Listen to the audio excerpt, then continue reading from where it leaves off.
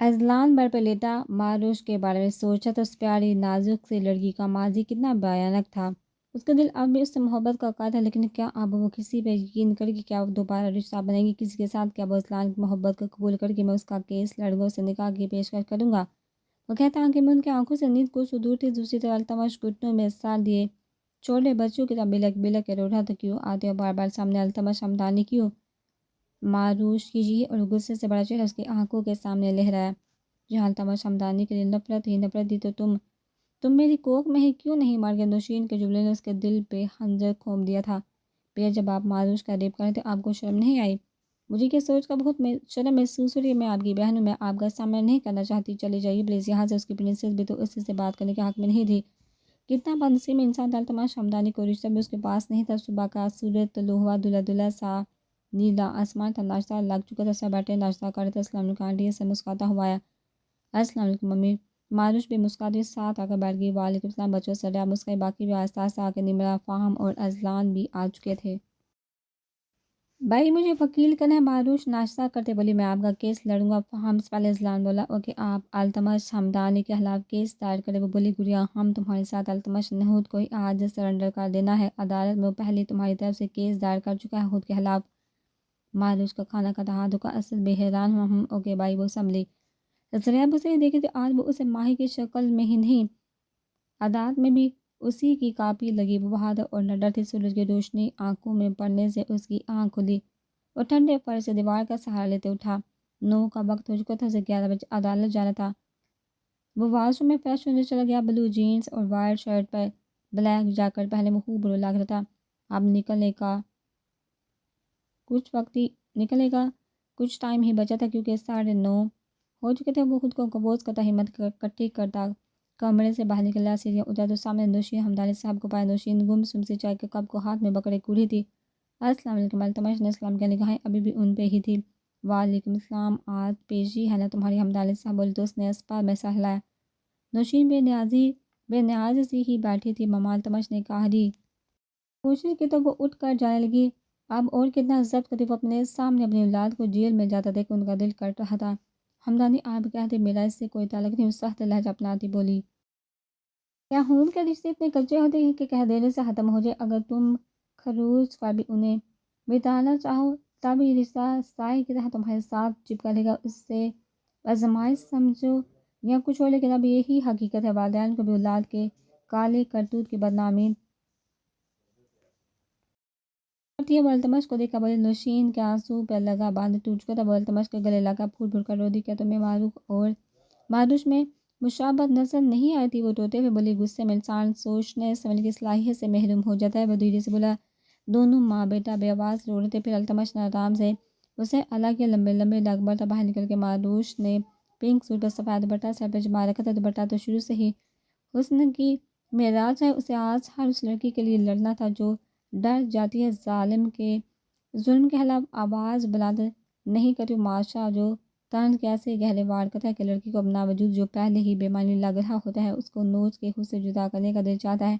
آج وہ ایک مثال بننا چاہتی تھی ہر اس لڑکی کے لیے کہ وہ گھر سے باہر قدم رکھے، ثابت کر دے کہ عورت ظلم کے خلاف آواز اٹھا سکتی ہے، خود کو انصاف دلوا سکتی ہے۔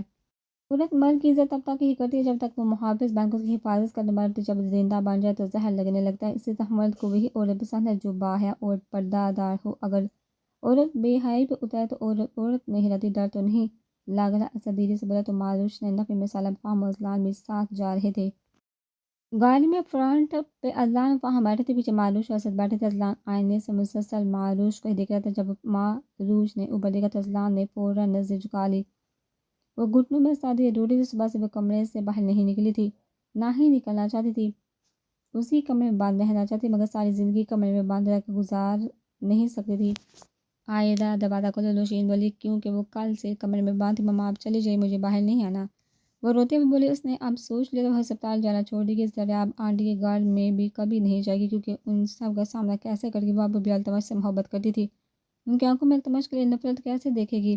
بچے کی خود کو اذیت دے رہی، تمہارا کیا قصور اس میں؟ چلو شاباش، دروازہ کھولو، نوشین نے بہلایا۔ عائدہ اٹھی، چھوٹی چھوٹی قدم اٹھاتی دروازے کے پاس کے دروازہ کھولتے ساتھ نوشین کے گلے لگا پھول پھول کر رو دی۔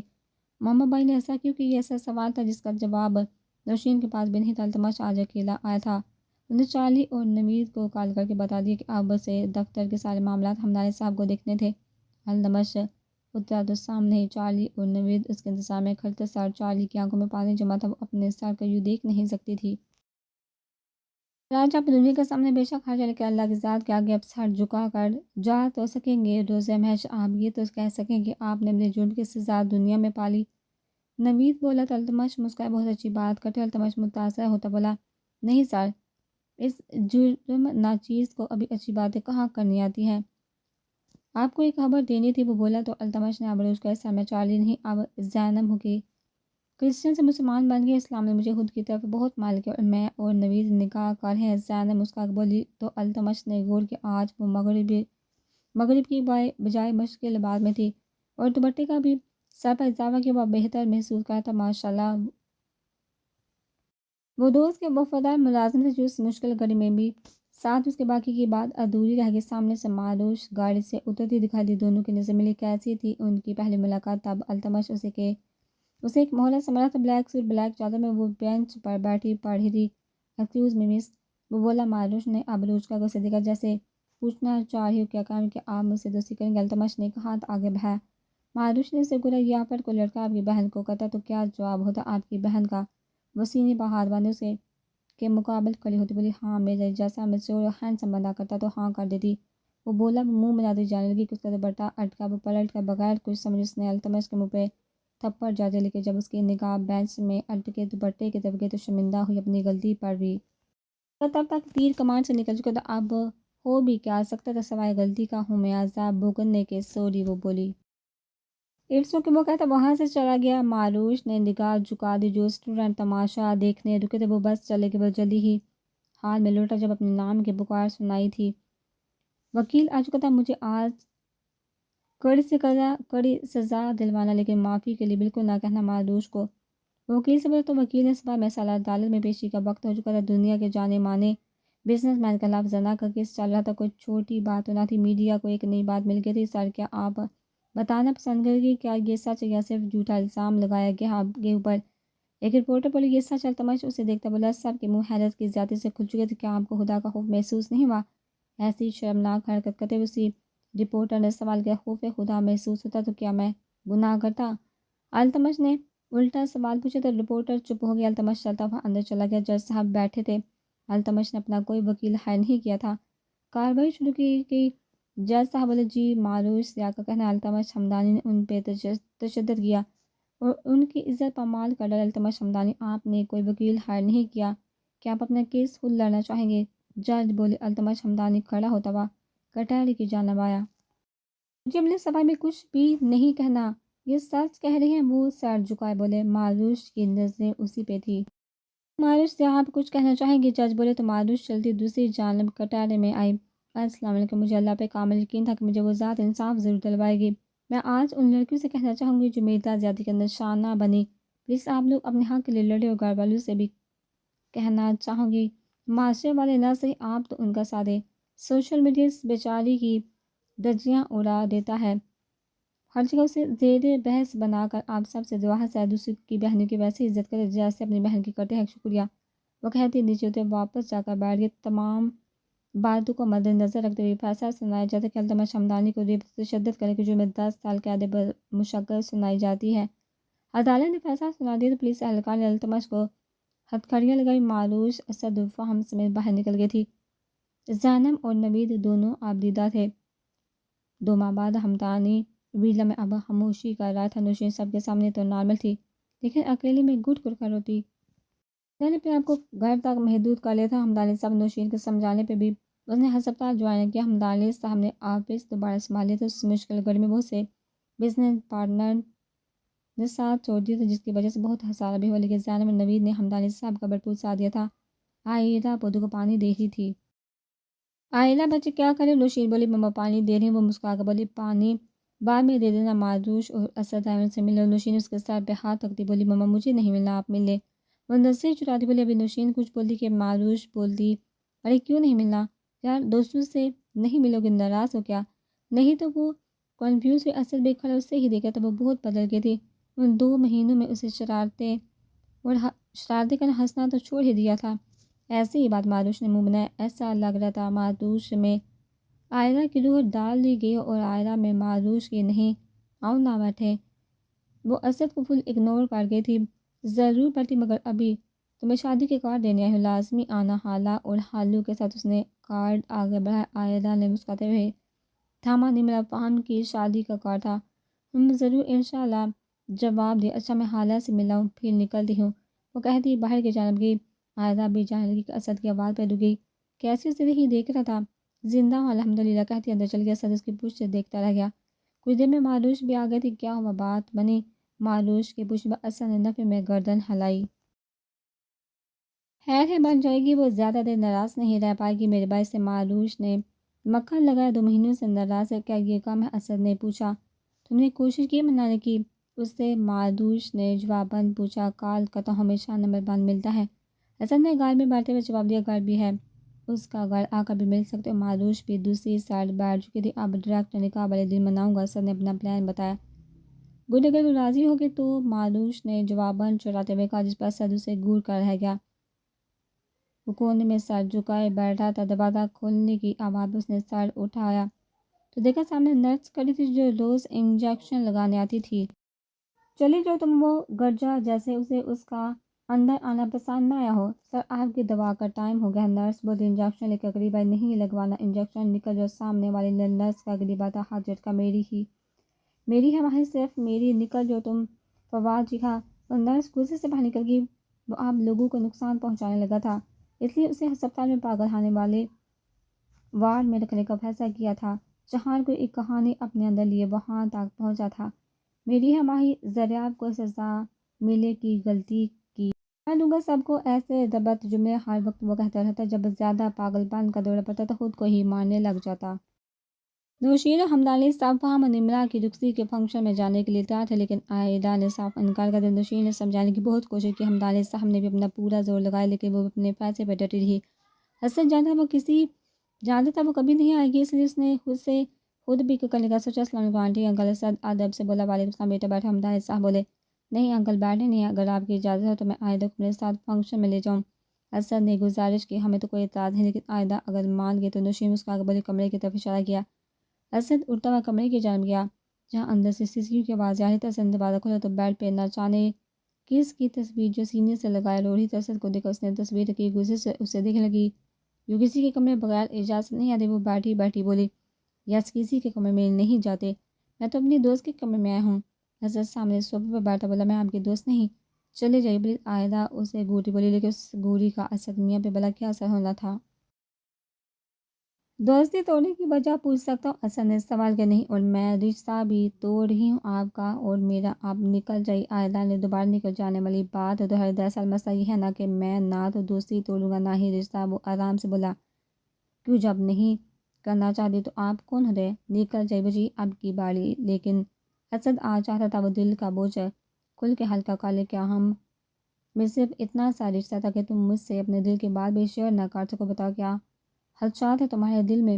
عائدہ یہ کہ تمہارے بھائی کی سزا میں دے گی، یا پھر یہ کہ ہم تمہاری ذات سے اب محبت کرنا چھوڑ دیں۔ یا صدیمے سے اس کے قریب آتا بولا۔ عائدہ جواب میں پھول پھول کر رو دی۔ وہ خود نہیں جان پائی یہ اداسی، یہ دوریاں کس وجہ سے ہیں۔ پلیز چلے جاؤ، چھوڑ مجھے اکیلا، تمہیں بہت لڑکیاں مل جائیں گی اچھے گھر کی۔ وہ غصے سے روتی ہوئی بولی، یہ وہی جانتی تھی اس کا دل کتنا دکھا تھا۔ یہ بات کرتے ہوئے نہیں چھوڑ سکتا کیونکہ تمہیں چھوڑ کر لڑکیاں تو بہت مل جائیں گی، مگر عائلہ حمدانی نہیں ملے گی، وہ بھی بہت اچھے گھر کی ہے۔ وہ کہتا باہر نکل کے عائلہ اس کی پشت کو گھورتی رہ گئی۔ فہم و نمرا کے کہنے پر رخصتی سادگی سے ہی رکھی گئی تھی، صرف قریبی رشتہ دار کو ہی مدعو کیا گیا تھا۔ زریاب نے کھانے کی دیگیں غریب غربا میں تقسیم کروا دی تھی۔ نمرا پارلر تیار ہونے گئی تھی، ساتھ میں زبردستی ماروش کو بھی ایموشنل بلیک میل کر کے لے گئی تھی۔ ہم میاں گھنٹے سے نمرا کے انتظار میں ہی گھوم رہے تھے اور زریاب کی آواز سنائی دی، اذان سنو بچے۔ زریاب نے باہر جاتے اذان کو پکڑا۔ جی پھپھو جو کسی کام سے باہر جا رہا تھا، رکو بیٹے بچے واپسی پر نمرا ماروش کو پارلر سے پکا لینے وہ بولی۔ فہم کی معصوم شکل دیکھ اس نے اپنی ہنسی روکی، جی پھپھو کہتا نکل گیا۔ ابھی تک پاکستان جس ہنسی کی وجہ سے تھا وہ ابھی تک بے خبر تھی، کیونکہ اذان اظہار ہی نہیں کر پایا تھا۔ وہ سن گلاسیں لگاتا گاڑی میں بیٹھ کر باہر کی طرف نکل گیا، موبائل سے نمبر ڈائل کرنے لگا۔ ہیلو، ماروش کی آواز گونجی، کب تک فری ہوں گے آپ دونوں؟ میں تاکہ پک کرنے آ جاؤ۔ اذلان بولا جی آپ آدھے گھنٹے تک آ جائیے۔ معروش نے جواب دیا اوکے کہتے ساتھ فون رکھ دیا۔ اس نے سوچ لیا تھا آج سارے محبت کر کے ہی دم لے گا۔ لوگ آنا شروع ہو گئے تھے۔ نمرہ نے ریڈ اور گولڈن کلر کی میکسی پہنی ہوئی تھی جبکہ عرفان نے وائٹ شلوار قمیض کے اوپر بلیک واسکٹ پہن رکھی تھی۔ چاند سورج سے جوڑی لگ رہی تھی دونوں کی۔ ہمدانی نوشین بھی آئے تھے جبکہ اسد عائدہ کو لانے میں ناکام رہا تھا۔ ایکسکیوز میں اذلان معروش کے ٹیبل کے پاس آ کر بیٹھ گیا تھا۔ جی معروش مسکرا کر بولی دوپٹے میں اچھی لگ رہی ہیں آپ، ایک مشورہ دو؟ اذلان کی بات پہ معروش مسکراتا تھا۔ ابروشکا کو سے پوچھنا چاہا کیا کہا میں اور زیادہ اچھی لگیں گی؟ اذلان بولا کہ معروش نے اسے دیکھ کر سر ہلایا۔ برا تو نہیں لگا آپ کو؟ اذلان اس کی خاموشی پہ سر ہلانے پہ بولا نہیں، حیرت ضرور ہے۔ جو مشورہ میرے دو بھائیوں کو دینا چاہیے تھا وہ کوئی اور دے رہا ہے۔ وہ صاحب گوئی سے بولے۔ اذلان نے سکھ کر ساتھ دیا شکر اسے کہیں برا ہی نہ لگ گیا ہو۔ معروش نمرہ کو کمرے میں بٹھا کر جا چکے تھے۔ نمرہ کا دل آج اپنی مونچھوں والے سرکار کے لیے عجیب انداز میں ہی دھڑک رہا تھا۔ فہم کے اذلان کے علاوہ کوئی دوست تو تھے نہیں جو اسے طاقت دیتا کہ رو کر رکھتے۔ فہم نے دروازہ کھلا، بیڈ میں اس کی متاع جان اسی کی منتظر تھی۔ وہ چھوٹے چھوٹے قدم اٹھاتے اس کے سامنے بیٹھ گیا۔ السلام علیکم۔ اس کا دودھیا گداز ہاتھ پکڑا۔ وعلیکم السلام۔ نمرہ کی مڑی مڑی آواز نکلی اور جتنی بھی بولو حال ہے تو لڑکی شرم و حیا فطری ہے۔ فہم نے ڈائمنڈ رنگ اس کی انگلی میں پہنائی۔ کیا اب گھونگھٹ اٹھا سکتا ہوں؟ فہم کی بات پہ نمرہ نے سر ہلایا۔ فہم نے گھونگھٹ اٹھایا۔ ماشاءاللہ آج میں تمہیں بتانے والا ہوں۔ فہم کیا کچھ کر سکتا وہ مسکراتا ہوا بولا کہ نمرہ بلش کرنے لگی۔ آج لگتا ہے محترمہ کچھ بولنے کا ارادہ نہیں رکھتی۔ فہم جھکا اور لائٹ آف کر دی۔ کھڑکی سے آتے سورج کی کرنوں سے نمرہ کی نیند بیدار ہوئی۔ اس نے اپنے پہلو میں سوئے اپنے شوہر کو دیکھا جو سوتے ہوئے کیوٹ بچہ ہی لگ رہا تھا۔ فہم وہ دھیرے سے بولی جی جان نے فہم آنکھیں کھولتا بولا اٹھیے نا، کتنی دیر ہو گئی ہے؟ ماما کیا سوچیں گی کہ اتنی دیر ہو گئی اٹھے نہیں ہم؟ وہ فکر مندی سے بولے تو فہم مسکرایا۔ اماں سے کچھ نہیں سوئی گی؟ انہیں پتا آج ان کا بیٹا ان کی بہو کو یہ بتا ہے کہ وہ کیا کیا کر سکتا ہے۔ وہ شرارت سے بولتا جھکتا کہ نمرہ نے سینے میں ہاتھ رکھ کر دور کیا۔ میں فریش ہونے جا رہی ہوں، آپ بھی اٹھ جائیے۔ وہ جلدی سے اٹھی، واش روم میں بند ہو گئی۔ فہم نے بالوں میں ہاتھ پھیرا۔ کچھ دیر بعد دونوں تیار ہو کر باہر نکلے تو زینب کچن میں کھڑی مختلف پکوان اپنی نگرانی میں پکوا رہی تھی جبکہ معروش کھانے کی میز اور کرسیاں سیٹ کروا رہی تھی۔ ارے آپ لوگ اتنی جلدی اٹھ کے؟ ابھی تو صرف 7 بجے۔ معروش بولے تمہاری بھابھی کو جلدی تھی؟ وہ مسکرا کر بولا اوہو۔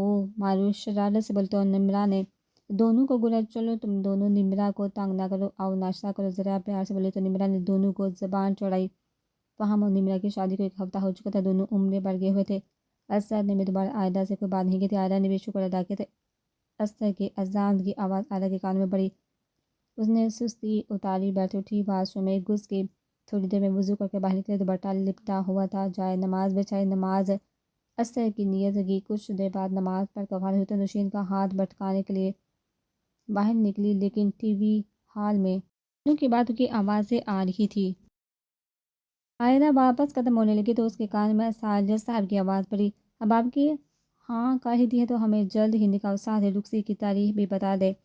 فواد صاحب مسکرا بولے لیکن دیر جلدی۔ ہمدانی صاحب بولے کتنا ارمان تھے التمش کے کہ وہ اپنی عائدہ کی شادی میں یہ کرے گا وہ کرے گا۔ ہاں یار اسد بچا کے لہر کرنی تو ہے ہی، شادی 15 دن بعد کی ڈیٹ دے دو، ہمیں صرف عائدہ بیٹی چاہیے۔ ساجد صاحب بولے ٹھیک ہے۔ ہمدانی صاحب کو ساجد صاحب کے آگے ماننا ہی پڑا۔ بھائی پھر بھی تیاریاں تو کرنی ہی ہیں۔ نوشین نے بولنا چاہا تو ہمدانی صاحب نے رکا انشاءاللہ ہو جائے گی تیاری۔ ہمدانی صاحب بولے کہ عائدہ غصے سے اپنے کمرے میں اپنا فون آن کے اسد کو کال ملائے بیل جا رہی تھی۔ اسد جو مریضوں کا چپ کر رہا تھا عائدہ کی کال پہ وہ زیر لب مسکرایا۔ اسے معلوم تھا آج نہیں تو کل کال آنی ہے۔ ذہن نصیب اسد ہنستا ہوا بولا کیوں بھیجا انکل کو ابھی کہ ابھی انکار کر دو؟ وہ غصے سے بولی میں کیوں انکار کروں، میں اچھا بچہ ہوں، بڑوں کا کہنا مانتا ہوں۔ اسد نے معصومیت کے سارے ریکارڈ توڑے۔ عائدہ نے دانت پیستے غصے سے فون بند کر دیا۔ عائدہ باہر نکلی، سیدھا نوشین ہمدانی صاحب کے کمرے میں گئی۔ نوشین آج بہت دنوں بعد مسکرا رہی تھی۔ ہمدانی صاحب کی آواز پر عائدہ نے اپنے قدم باہر ہی روک دیے۔ آج مجھے بہت دنوں بعد دلی سکون ملا۔ میں تو پریشان ہو گیا تھا کہ میری بیٹی کی سزا میری بیٹی کو نہ ملے، لیکن اسد نے ثابت کر دیا میری بیٹی کے لیے پرفیکٹ سے اچھا کوئی میری بیٹی کو مل ہی نہیں سکتا، ورنہ جن کا بھائی جانے انہیں کہاں شریف لڑکے ملتے۔ ہمدانی صاحب کے الفاظ کڑوے ضرور تھے مگر معاشرے کی حقیقت تھی۔ ایسے مات بولے اللہ ہر بیٹی کا نصیب اچھا کرے۔ وہ دل تھام کا بولی آمین۔ وہ بھی دکھ سے بولے۔ عائدہ نے اپنے قدم وہی موڑ لیے اور بھاگتے ہوئے کمرے میں بند ہوگی۔ اسے حالات سے سمجھوتا کرنا تھا کیونکہ وہ ایک عورت تھی۔ وہ باس مرد کونے میں بیٹھے تاش کھیل رہے تھے۔ ان میں سے ایک بار میں التمش کو دیکھ رہا تھا، اوے سامنے مجھے کیا جرم کیا ہے تم نے؟ وہ آدمی چلتا تاش کے پتے پھینکتا قریب آیا۔ التمش نے جواب نہیں دیا، قرآن پڑھنا جاری رکھا۔ لگتا ہے بغیر کہ یہ جرم کے پھنس گیا، جرم کرنا تیرے جیسا نازک بندے کا کام نہیں۔ وہ اپنے سے جج کر حدثناک یہ ہے، میں نے وہ دھیمے سے بولا کہ ابھی تم تو اندر سے پورا نکلے۔ وہ اپنے گلے میں پہلی زنجیر گماتا بولا۔ التمش نے اسے دیکھا خاموش، اگر تو کہے تو تیری رہائی کروا سکتا ہوں، میں 3 بار چھوٹ چکا ہوں، ابھی بس کچھ دنوں کا مہمان ہوں یہاں۔ وہ بولا، اس کے کندھے پر اپنا ہاتھ رکھا۔ نہیں التمش، ہمدانی کے لیے یہاں سے نکلنا مشکل ہے، لیکن میں اللہ کی عدالت سے ڈرتا ہوں، انسان کی عدالت کی سزا بہت کم ہے۔ التمش کی بات اس کے اوپر سے گزری۔ بہت سیانی باتیں کرتے ہوئے فری وقت میں سنوں کو بعد میں مذاق بناتا ہزار۔ باقی سب نے بھی اونچے کہہ کے لگا، اذلان کو اس سمے تو آگے تھے، 2 سال اور بھی گزر جائیں گے تو بھی وہ معروش کے سامنے ظاہر محبت کرنے میں ناکام ہی رہے گا۔ لیکن اس نے اس بارے میں زریاب سے بات کرنے کا سوچا تاکہ وہ معروش سے اس کی رضامندی پوچھ لے۔ زریاب کتاب کا مطالعہ کرتی کہ اذلان نے دروازہ بجایا۔ السلام علیکم پھوپھو، وہ ادب سے بولا، ذہن میں لائن دہرا رہا تھا کہ کیسے بات کرنی ہے۔ وعلیکم السلام، ادھر کیوں کھڑے ہو؟ اندر آ، وہ بولی۔ بابی کے چلے جانے کے بعد زریاب نے اذلان کا بالکل ایسے ہی حال کیا تھا جیسے وہ وہم کر رہی تھی۔ جی پھوپھو، وہ الفاظ سارے گم ہو گئے، سب لائن بھول گئی تھی۔ ارے آج وکیل صاحب جو لوگوں کی بولتی بند کرواتے ہیں، اپنا کیس لڑتے، آج خود کی بولتی بند ہوگی۔ وہ ہنسی۔ اذلان نے خود کے وکیل ہونے پہ خود ہی دل میں لعنت بھیجی۔ پھوپھو، مجھے معروش سے نکاح کرنا ہے، آپ پوچھیں اگر وہ چاہے تو۔ وہ بولا تو زریاب ہنسی۔ آج تم میں مجھے بھائی صاحب کی روح نظر آ رہی ہے، وہ بھی اماں سائنس سے بابی کے لیے ایسے ہی بولے تھے۔ میرا بچہ، میں ضرور پوچھوں گی تم سے، اچھا میری بیٹی کو اور کوئی نہیں مل سکتا؟ وہ اس کے سر پہ ہاتھ پھیر بولی تو اذلان بھی مطمئن ہو گیا۔ فہم انہیں میرے عمرے سے واپس آ گئے تھے۔ ان کے لیے 2 خوشخبریاں تھیں، ایک اسد اور عائدہ کی شادی تو ہونی ہی تھی، ساتھ ہی معروش اذلان کی شادی بھی تھی، کیونکہ معروش نے شادی کے لیے ہاں جو کر دی تھی۔ اذلان تو تب سے ہواؤں میں اڑ رہا تھا۔ میں مس نہ نکلا، میرے گھر میں میری بہن پہ ہی ڈورے ڈال رہا تھا۔ فہم نے اسے لتاڑا، بابی سن نہیں ہے کیسی باتیں کر رہے ہیں؟ اذلان نے نمرہ کا سہارا لیا۔ ہاں اذلان سن رہی ہو اپنی باری، تو انہوں نے کہنے کی ذمت ہی نہیں کی تھی۔ نمرہ ہمیشہ کی طرح طنز کیا۔ فہم نے اسے گرا۔ ہاں وہ فہم میاں شکر، پھوپھو نے کوئی اور پسند نہیں کر لی؟ اذلان ہنسا۔ اماں صاحب میری بیٹی کی پسند پہچان لیتی ہیں، وہ فرضی کالر جاڑتا بولا۔ دن گزرتے کہ اسد و عائدہ کے ساتھ معروش اذلان کے نکاح کا بھی دن آ ہی گیا۔ ایک بار پھر حویلی کو سجا گیا، کیونکہ سب فنکشن یہاں ہی رکھے تھے۔ فضول رسومات کو ترک کرتے ہوئے صرف نکاح ولیمے کا فنکشن تھا۔ معروش نے سرخ فراق پہ گولڈن کلر کا نقاب کیا ہوا تھا، جبکہ عائدہ کا سیم ڈریس تھا، اس نے نقاب کے بجائے حجاب کیا تھا۔ اذلان جیوں معروش کو نقاب میں دیکھا چونکا ضرور تھا، لیکن اسے اچھا بھی لگا کہ معروش نے اس کے نصیحت پہ عمل کیا۔ نکاح کی رسم ادا کی گئی تو دلہن کو اسٹیج پر بٹھایا گیا۔ فہم اور نمرہ نے دونوں جوڑوں کو بہت تنگ کیا، جس میں عائدہ صرف زبردستی مسکرا رہی تھی، جبکہ باقی تینوں بے شرموں کی طرح خود بھی حصہ لے رہے تھے۔ ارے بس رخصتی کا وقت ہو گیا، باتیں ختم کرو تم لوگ، زریاب آنکھیں دکھاتی بولی۔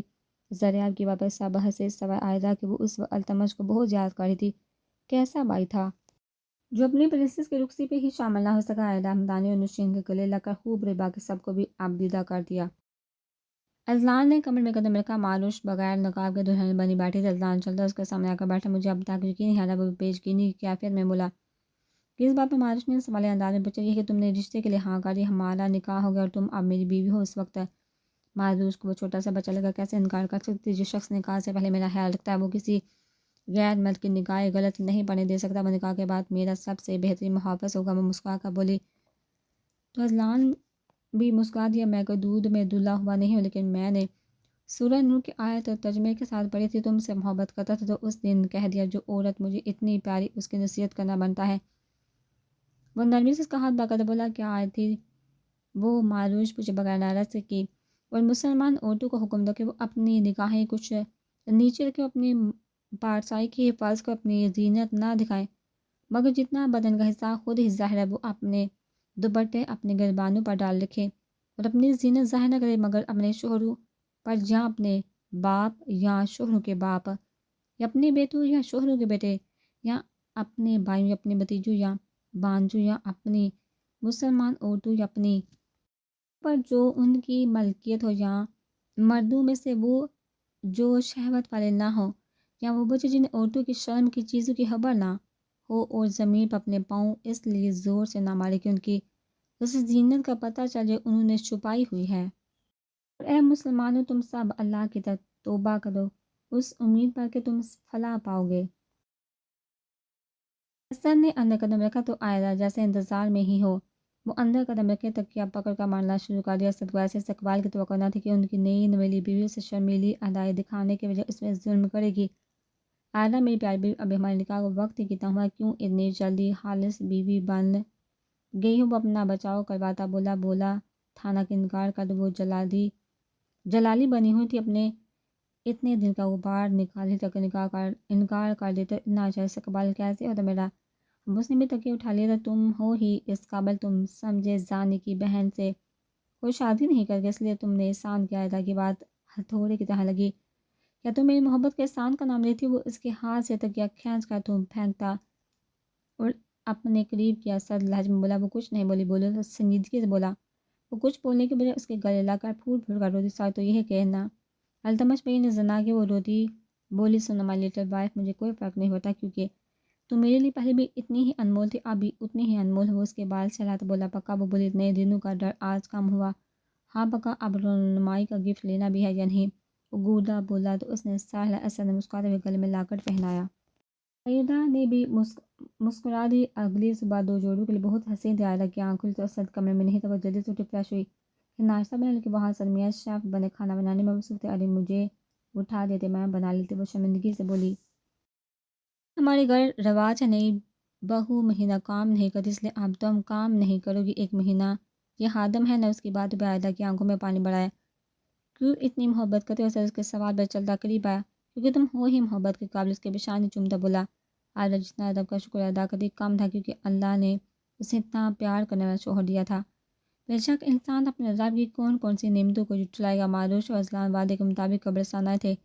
پہلے اذلان اپنی ماما بابا کی قبر پہ لے کر گیا، دونوں نے دعا مانگی، پھر وہ دونوں ماہر زیار کی قبر پر گئے، دعا مانگی۔ اذلان وہ سرگوشی نما آواز میں بولی، جی جان اذلان؟ وہ بھی ویسے ہی بولا، میں سوچوں التمش کو معاف کر دوں، آپ کو کوئی اعتراض تو نہیں؟ وہ بولی، نہیں، وہ تمہارا مجرم تھا۔ احساس ندامت میں مبتلا اس کو جیل میں بند کروانے کی بجائے اس کی کوئی اور سزا بھی تجویز کی جا سکتی تھی، جیسے کہ وہ کوئی ایسا ادارہ قائم کرے جس میں ظلم و تشدد کا شکار بہنوں کے ظلم کے خلاف آواز اٹھانے میں مدد کی جائے۔ اس کے بعد معروش مسکرائی، آپ نے میری سوچ پا لی؟ جی ہاں میڈم، وہ بھی مسکرایا۔ 5 سال بعد ہمدانی ولا میں سب جمع تھا۔ آج کئی دنوں بعد ہمدانی ولا روشن ہوا تھا، بچے گارڈن میں کھیلے تھے۔ عائلہ اور اسد کا ایک بیٹا جس کا نام تھا، آہن، نمرہ اور فہم کے ٹوین سے ایک بیٹا اور ایک بیٹی۔ بیٹی کا نام فاطمہ، بیٹے کا نام علی تھا۔ پھر معروش اذلان کے بٹاہا بیٹی کا نام عائد تھا، سب کی لاڈلی تھی، خاص طور پر التمش ہمدانی کی۔